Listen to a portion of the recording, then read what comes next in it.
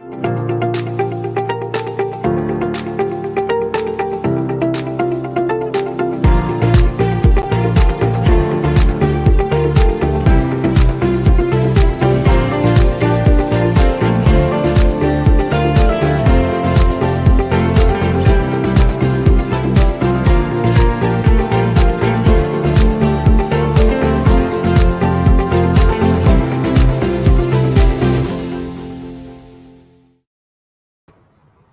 morning, everyone. Morning today, Mike Rhodes. How are you, Mike? I'm very good, Mark. Great to be here. Thanks for having me on. Oh, look, it's great chatting. I love always, Mike, the opportunity to catch up with you. So everyone, welcome to today, the power of great questions. And Mike's no stranger to this topic. Mike's chapter 10 in the book, The Power of Great Questions, which we wrote a few years ago. And lovely to have you back again. Mike, and I know you've got some great questions for we want to talk about today, but just by way of introduction, and I used this as this expression last time, and you disclaimed it, but you're the Google guru, right? Really don't like the word guru, but yeah, I've been doing Google ads for 17 years. So I run an agency now looking after Google ads, Facebook ads, just growing businesses basically is all I've loved doing my whole life. So that's what we do now for brands all around the world, mainly in Australia and the US, mostly running Google ads and Facebook ads, a few other bits and pieces. Absolutely. Now your business is good. You've got a business called Agency Savvy now as well as Web Savvy. Yes. Is that a different direction you've headed off in, or? Yeah, so I discovered pretty early on that I'm a teacher at heart. So when I first discovered Google AdWords, it was called back then, 2004, I basically rushed out and tried to teach everybody I knew about this amazing thing. And for every 10 people I spoke to, 9 said, mate, I don't really care how it works, just do it for me. Yeah. But I would be trying to teach. And so that thread has always been there. I've been running workshops and teaching people how to do Google ads since 2007, 2008, so 13 odd years now. So Agency Savvy is where we teach other agencies how to do what we do. So we teach a few hundred competitors, essentially, around the world, how to do what we do on the Google ads, Facebook side. Then we've also bring in some amazing experts like Tom Breeze to do YouTube and Chris Mercer to do data and analytics type stuff. So really just helping other agencies experience the growth that we have and help many, many more businesses as a result of that. Mike, that's interesting because and I'm just going to hang up, if I may. And I'm just putting this up. This is your book. I happen to have one right here, Mark. Funny you should say that. funny I should mention that. So you've written a book, and I'm going to come back to what you've just talked about in your introduction. But you've co-authored a book called The Ultimate Guide to Google AdWords, and it is a world bestseller. I understand that, and you should be very proud of that. And but I love the tagline, and the tagline, if I can just go back to it, seeing you're not holding it up anymore, is how to access 100 million people in 10 minutes. And that that's absolutely mind-boggling to me, but it obviously is what you can do with Google AdWords, and obviously you're helping a lot of people. And it's interesting that most of the people, and in Dan Sullivan speak, which we'll come to, you're an industry transformer because you're coaching your competitors, aren't you? You're actually the person who's coaching the people who are at the top of the game in what you do. Yeah, we've got an amazing range inside of Agency Savvy, people that have never been inside a Google Ads account before and want to learn. And then we do have, some of the absolute best in the world. But I'm learning from them as much as they're learning from me. I'm sure it keeps me on my game, keeps me sharp. It's a great place to bounce ideas around. They can ask a question, but then we'll also share ideas. And at the moment, there's a lot of stuff happening. You've probably heard of this little spat going on between Apple and Facebook and Google, and a few others are being brought into this. The way we track, the way we target ads online is going to go through a massive change this year, and there's a lot happening. So I'm getting sort of snippets from different people, and we get to chat about it on our monthly calls, and it's been great for me as much as I'm sure it's good for them. Look, absolutely, and it's one of the interesting things. Obviously, your book, The Ultimate Guide, it must be continually being updated because, you know, every few months there's things changing in your world. Yeah. Well, that's how Agency Savvy started. So I got involved with the book on the 4th edition. Perry and Brian asked me to sort of write the technical piece for the update back in 2013 because, yeah, this book has been updated every 2 or 3 years because, as you say, it changes all the time. And 3 months of hard work, you finish a manuscript, you send it off to the publisher, and then literally a week later, Google made this massive change and we had to go, literally hold the press, grab that back from them. I had to rewrite 3 chapters, sent that back in, collapse in a heap. And then 2 months later, Google changed another thing and another. And then by the time the book came out, which is about 9 months after that, there were chunks of it that are, we tried very hard to make it evergreen, but there were chunks of it that were a little bit out of date. And that's when the idea for Agency Savvy started of, I've done 35 mind maps to write the book. I've recorded all of this content. Let's package that up and use that content, but then we can add to that when these new things come out. So we can have the world's most up-to-date training resource for Google Ads. And that's what we've really been building over the last, 7-8 years, I guess it is now. Yeah. And you've done it. I know you've done a fantastic job, Mike, and you've just helped so many people, so many businesses, and it's a real credit to you. And there's so many things we've touched on already. I sort of want to, dare I use the word, circle back to, but I want to come back to. So there's the book, there's the Agency Savvy, but one of the things I really picked up early is I've always had this thing that you were a guy that did the Google AdWords marketing. And so those that do, and it was kind of, the question was going to be like, tell me, people that do Facebook ads, people that do YouTube ads and so on. But what you're saying is that basically through your services, you try and combine all 3 in some ways or in some circumstances. And that depend on the person? Does that depend on the business you're dealing with? It depends what the business needs. Absolutely. So we have some clients that are Facebook only. They just are not a good fit for Google, or maybe they've got somebody else running Google for them. Most of our clients have come to us for Google Ads. It's what we're known for, although Trevor and his team are world class at Facebook ads. I still know very, very little about Facebook ads all this time later. But yes, some of them will need YouTube or display ads, banner ads. Most of the time we're running search and shopping ads for clients. There are so many retailers out there that are running ads on Facebook for their e-commerce store, Shopify store, that have never tried Google Shopping ads. And if that's you listening, please try Google Shopping because it is an amazing place. Your customers are going to Google to find the things that you sell, and you can pop up in front of them and only pay if your ad's interesting enough to that person for them to click on it. That's the way it's worked for 20 years. And there are still so few businesses that make use of it. It is just, it's a great way to grow businesses. Well, I'm going to talk to you offline about all this stuff because at the moment, Mike, and you'll be interested to hear. My agency have taken me down. We're doing a whole lot of stuff, a whole lot of ads for rural succession solutions on Facebook, and so I'm spending a significant amount of money each month on Facebook ads. But I'm really interested in now having a chat with you about getting involved, and if one of your guys can help me maybe look at the Google AdWords because in rural Australia. People, and I now want to turn back and say that the topic of what we're talking about is the power of great questions, and Google actually is, isn't it, about questions? Isn't it just? Yeah. When you ask the internet a question, it's Google that goes away and finds the answer for you. So. And we ask it all manner of questions, right? We ask questions of Google. We ask for information that we might not talk to our spouse about, or our team about, or our higher power, whatever you believe in. We ask Google the most interesting questions, very, very personal questions sometimes, and it always seems to have the answer most of the time. Absolutely.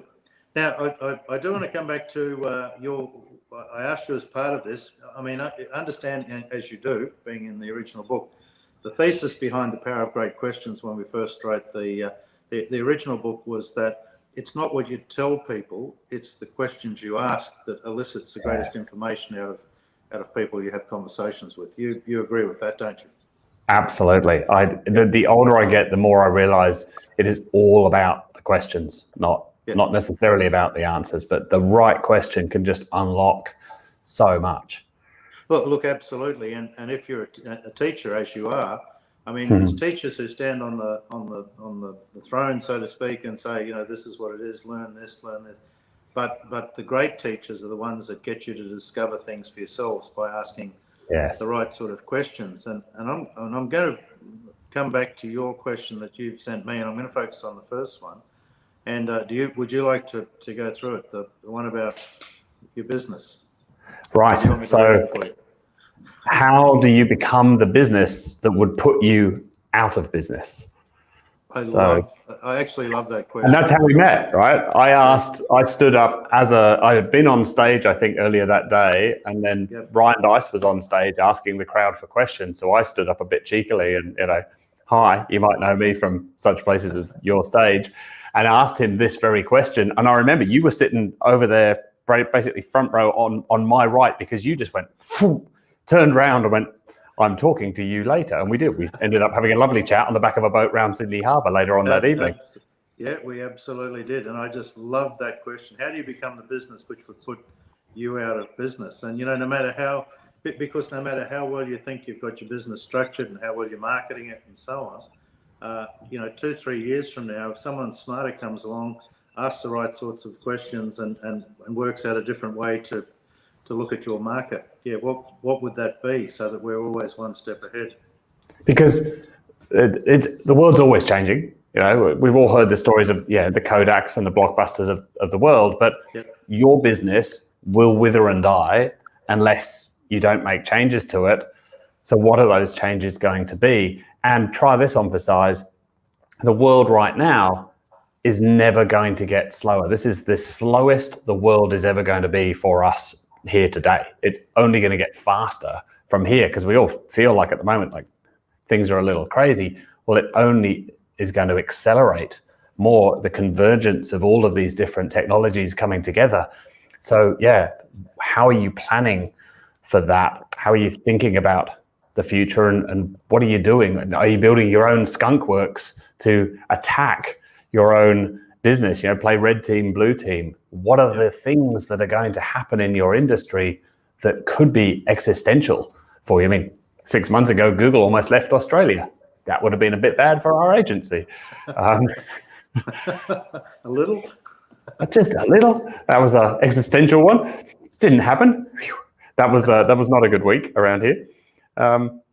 And there are big external things like that. And obviously COVID last year put a bunch of businesses out of business, but many, many more pivoted really quickly and found different ways and tried a whole bunch of different things and just to survive. And some of them have absolutely come out of that with a whole new business going, God, why didn't we do this before? Because the forcing function of everything that happened last year caused that. But you don't have to wait for another global pandemic. You can ask yourself the question now and start to do, everybody's heard of a post-mortem, but to do a pre-mortem, either on a new project, but even on your business as a whole, play the game of, we're sitting here 3 years from now looking back, and the opposite of the R factor question, but we're sitting here 3 years from now looking back, geez, why did it fail? What went horribly wrong? What happened that just knocked us sideways? We didn't see that coming, and now we're sitting here looking at a pile of rubble. What was it? Because our brains are much easier at going to the negative than going to the positive sometimes. And if you sit around with your team in front of a whiteboard and ask that question, role playing from 3 years out into the future, looking back at the pile of rubble, you're probably going to come up with a dozen different ways that something went sideways. And then you can start doing something about that proactively. Look, absolutely. And whilst this is about you today, Mike, I'll just quickly give my own experience from what happened in COVID.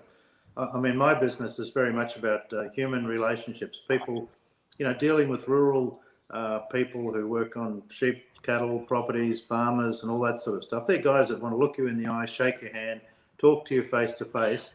And when COVID struck and I was locked down at Main Beach on the Gold Coast, 3 months, my business just died in 3 months. I had absolutely no new clients, no new income for 3 months.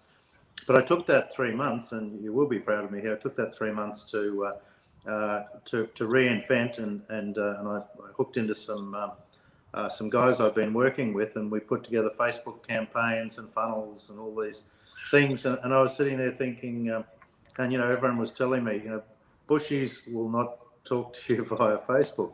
And I'm going to tell you, within 3 months, we were up and running. We'd worked out one thing, that we stopped advertising to men. We advertised only to women because men weren't clicking in. Men were looking but not clicking, and the women, and when you think about what I do, succession planning and so on, women are the ones probably more likely to be concerned if dad dies, what's going to happen to them.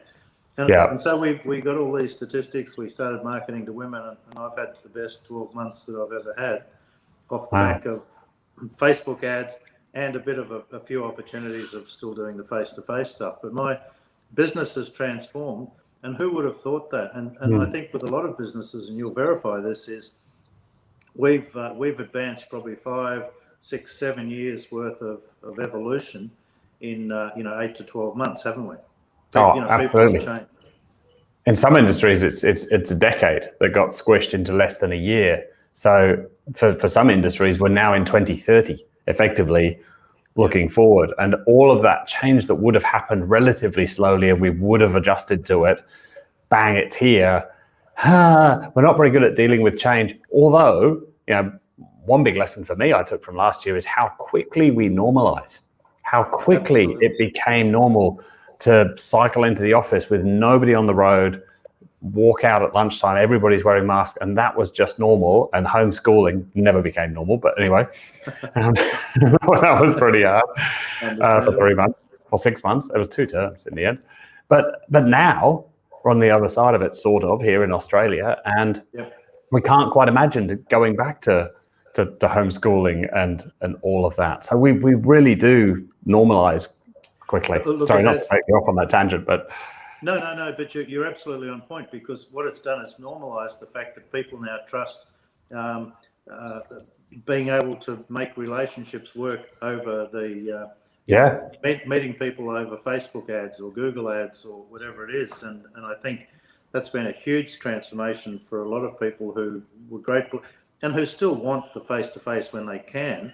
Yes, but they now trust the ability to be able to have a Zoom call or one of these calls like we're doing now, and this is an acceptable way of building relationships with people. And I tell you what it's taught me is how, when I look forward 3 years from today, boy, the opportunity, if I can hook in with guys like you who now are doing, from a Google point of view, I'm doing Facebook, if I can take advantage of what you do through Google and so on, and I don't understand how YouTube can help me, but I know this is going onto YouTube, and it provides credibility for me and for you when you end up on a YouTube video, and I want to learn more about how to take that to people who are now more open to saying, I'll deal with Mark, and I know I've only seen him on Facebook or the web, but I'm building trust with him because he's posting enough stuff, he's doing enough things, he's gaining enough credibility. Absolutely, it's trust, it's rapport building. I used to share an office many years ago with a guy who had a video production company, and he helped a swimming pool company create about 2 hours worth of video. I think it was about 30 little videos that were up on their website as frequently asked questions. And within weeks, they would have people coming into their physical store, chatting to the sales guy, going, I feel like I know you, and we've just met. No, but I've watched 2 hours of you talking at me, explaining all these things about the pools and the filters and the thing and how we choose and which one to. I feel like I know you. And it was an afternoon's worth of filming. Run a few ads. You can run ads for cents on the dollar on YouTube because so few businesses are on YouTube. Not to wander off on that tangent as well, but it is a wonderful resource for building that personal brand. And I'm not a branding guy, right? I'm a direct response guy. But branding, my idea around branding has changed a bit over the past couple of years, mainly to an amazing guy, by the way, if I can plug a book, Rory Sutherland, Alchemy. Unbelievable. He's the co-chairman, I think, of Ogilvy UK. He reads the book and he is the absolute dead set, like ad agency guy, 3 martini lunch guy that you would be picturing right now. Very plummy voice, absolutely lovely guy. And there's a video series that you can buy afterwards if you want to. And The very first video, there's lots of little short videos. The very first video, you're about 90 seconds in, he goes, oh, and we're going to have to stop filming there. My G&T has arrived. And fade to black, cuts back in, and a much happier Rory Sutherland is standing there with a G&T, clink, clink, clink, sitting with the Thames behind him, chatting away to the camera. And it's so on point. It is just it's wonderful. It's a lovely book. And relationship. When we finish this, do you mind putting a link on Facebook under the video, if you don't mind? Thanks, Mike. And, of course. That'll be great. Now, there's something else you've talked about, and I'm trying to cover as many things as I can because you just, I'm going to tell you I'm a fan. I'm fascinated by you, but you're talking about one of your passions is artificial intelligence and machine learning. So let's talk about, I mean, that's such a key part of whether it's, Siri, Google, Facebook, all these things. It's all about machine learning. But tell me how are you using this and how's this passion of yours helping your clients and customers? Yeah, so that came about because it was very clear that that was the future of Google. And asking myself the question about getting put out of business, a guy that we both know, Peter Diamandis, talks about in 10 years, there are going to be businesses based on AI or you're going to be out of business. For him, it's that black and white. The divide is going to be there. And Google had to be persuaded of the power of AI by the smartest guy you've never heard of, a guy called Andrew Ng, back in 2011. He was the guy that brought machine learning to Google, then went on to found Coursera, which just floated for a few billion. So he's doing all right now. But machine learning is going to change the world because data. We are creating more data than we ever have. There's more data than us humans can make sense of. So I went pretty deep down this rabbit hole 4 or 5 years ago. Google have an amazing course. Another link I will share after this, but the crash course to machine learning, Google's crash course to machine learning.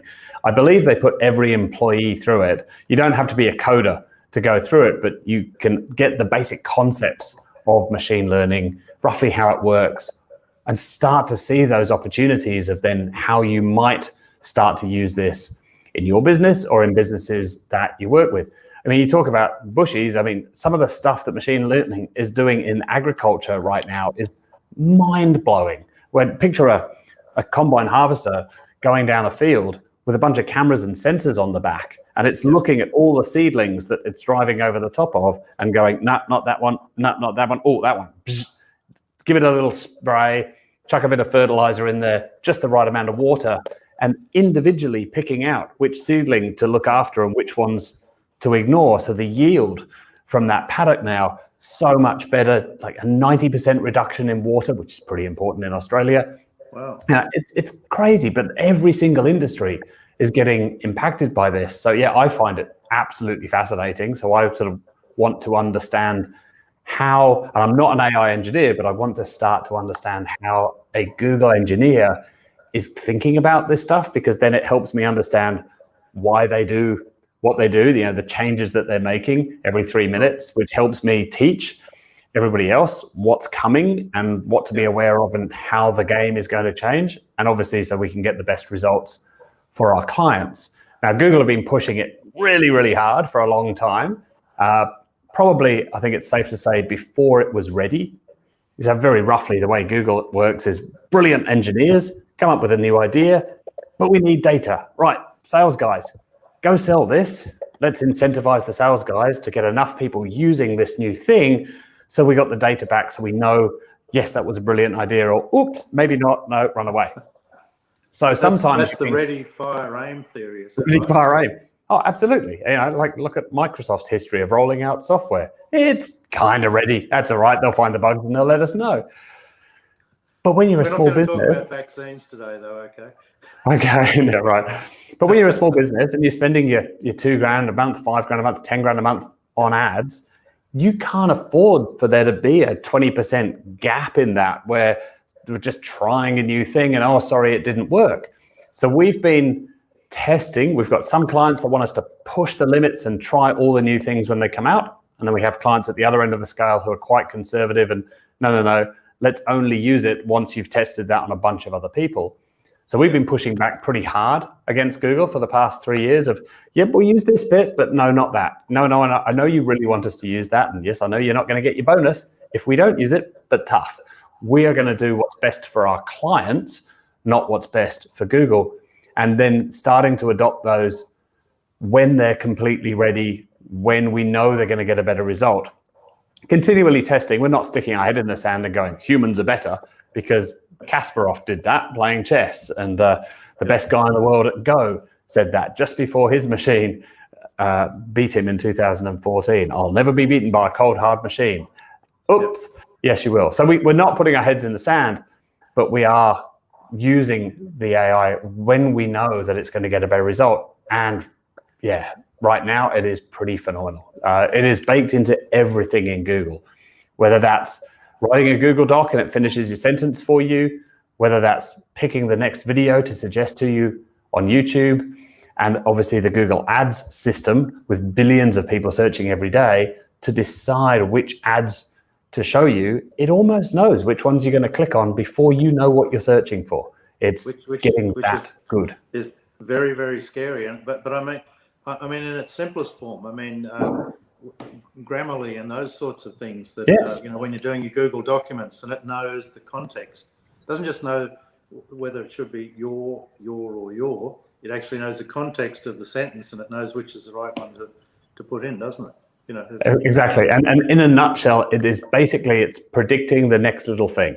And it's using data to make that prediction rather than rules. So, we all learned those rules in school of when to use your, and your, or there, and there. There are rules for that.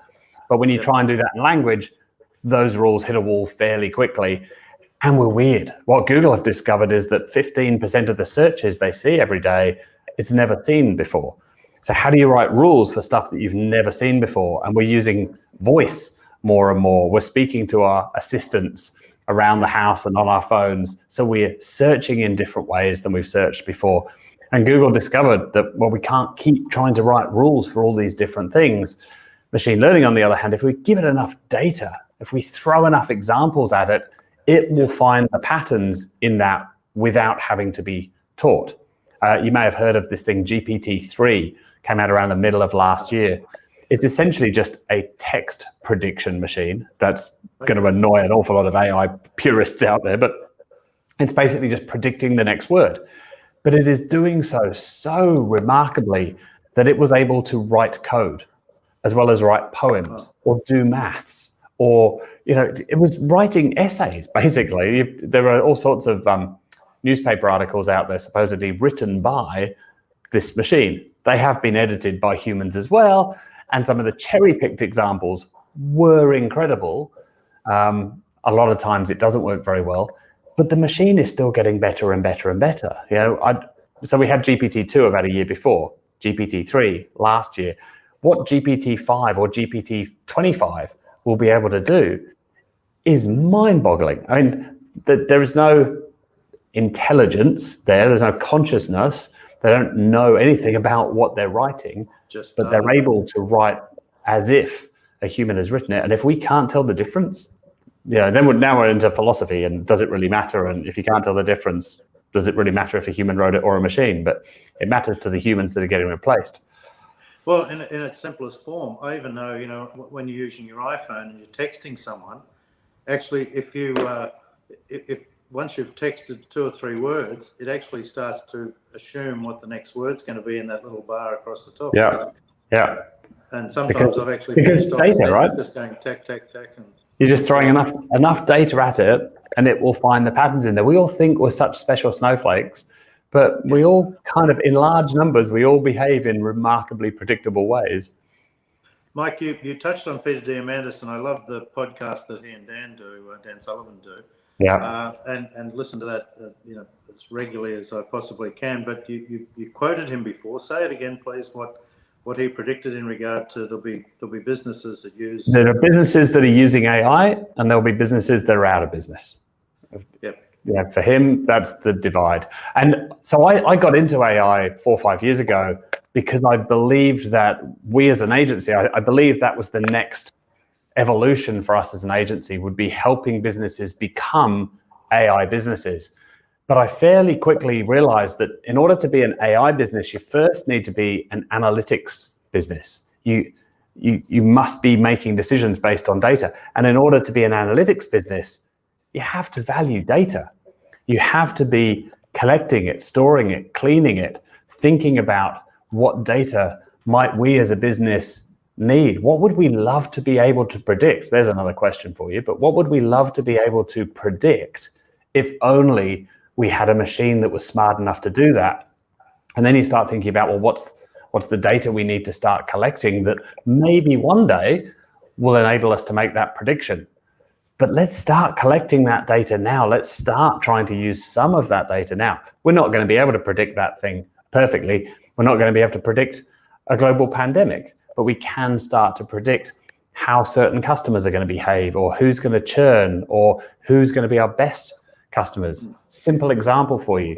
If you're a retail website, if somebody buys 5 different t-shirts, all the same size, all different colors, they're probably a very good customer.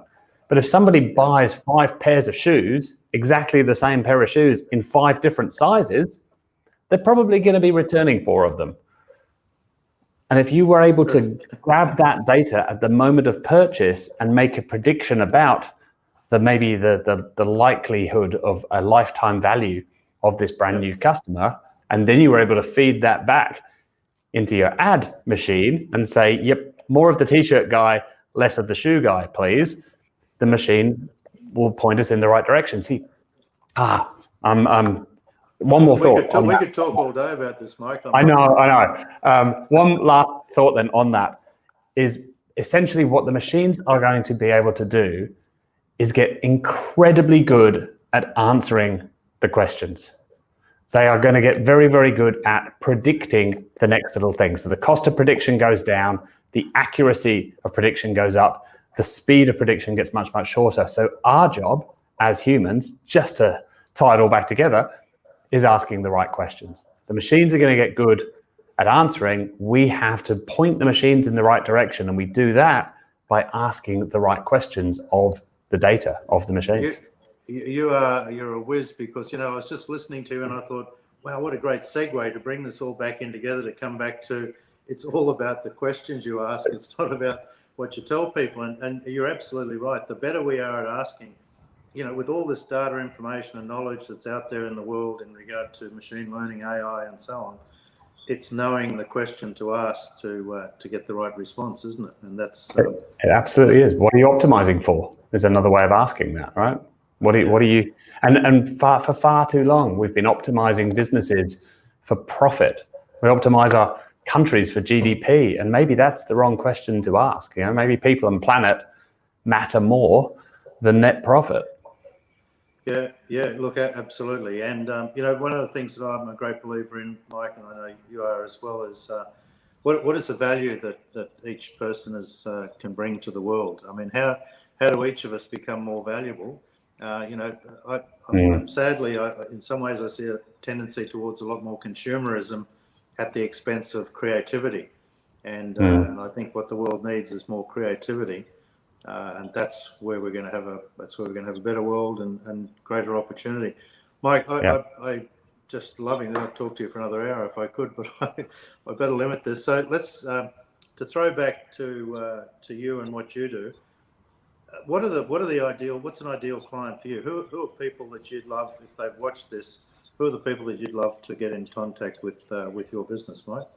So we love growing businesses, but I don't like trying to convince people. I am not a salesman at all. So the ideal business for us is someone that already realizes that Google, Facebook can work for them. In fact, already are working for them. They're already spending at least $5,000 a month on Google or Facebook ads. Our sweet spot's probably, I'd say, $20,000 to $200,000 a month, but that freaks a lot of people out. $5,000 a month's fine. But if you're already spending that and you're already seeing results, but you've kind of got this inkling that it could be better, then that's our ideal, because you already are convinced of the power of this. You're running around like a headless chook with 12 different hats on. You don't want to have to think about this. You don't want anybody in your team to try and keep up with this, which is a full-time job, to keep up with all of the changes. You're just going to say, look, you guys handle it for me, please. You know, we've got one client I speak to her regularly, and she says, you know, I'm spending $2 million a year with you guys. Well, really with Google. That's not our fee. With Google, and we charge her a little bit to manage that. And I just trust that you're going to do the right thing. Just keep doing it, please, because my whole business relies on that. So Mike, do you take people, say someone like me, for example, people will assimilate with what I do. So I've got a business, you know, I provide a consulting service to rural people in regard to succession planning and so on, estate planning, succession planning. And I've found that using Facebook ads over the last 12 months has made a huge difference to my opportunity in the world and business and so on. But, you know, if you ask me to, you know, to create a funnel, to write the ads, to do all this stuff, to, you know, my contribution is the words graziers use rather than the words city folks use. They kind of, so I know what that is, but I have no idea in regard to any of the technical stuff, how to set up the ads, the funnels, all that sort of stuff. Does your agency savvy? I mean, do you have people that do that sort of stuff for clients, or? We can certainly refer you to other people. So we've chosen to stick to our knitting and focus just on the paid ads side of things, because as we've discovered today, you know, we can go off on a million tangents, and there's always another piece of the puzzle. There's email needs to be set up and properly done. There's video, there's the creation of the video, there's the creation of the website itself. So yeah, we don't build websites, we don't build landing pages. But you would send someone like me off to one of your we point you in the right direction and say, just don't pay us anything yet. Once you've got that fixed, come back and see us in a couple of months, and then we can run ads to that. We are tending to work more on the e-commerce side these days than lead generation, but we still have a huge number of clients that, lead generation website, but the point of your website is somebody lands there and you end up with an email address and maybe some information about that person. Then what comes next? How do you follow up with that person? So our job is getting people to the website, but we've got a good Rolodex of people we can send you to. Yeah, no, good on you, Mike. Look, loved having a conversation with you again today. You're just a fascinating guy. You're a good coach, disciple as well. So we're on the same team there. But look, it's been great chatting with you. I love that question. What do you? How do you become the business would put your current business out of business? And I mean, that in itself is fantastic. And the other one, which we can get to, is what's the real game that you're playing? In other words, and that's so introspective as well. You know, really to dig down and find out, you know, what business are you really in? And that's a key question as well too. Mike, and also on a personal level, I think that question too, you know, what's the game you're playing? What's the real game you're playing? It doesn't necessarily apply to your business. It's, you know, why do you do what you do? Yeah, which is very important.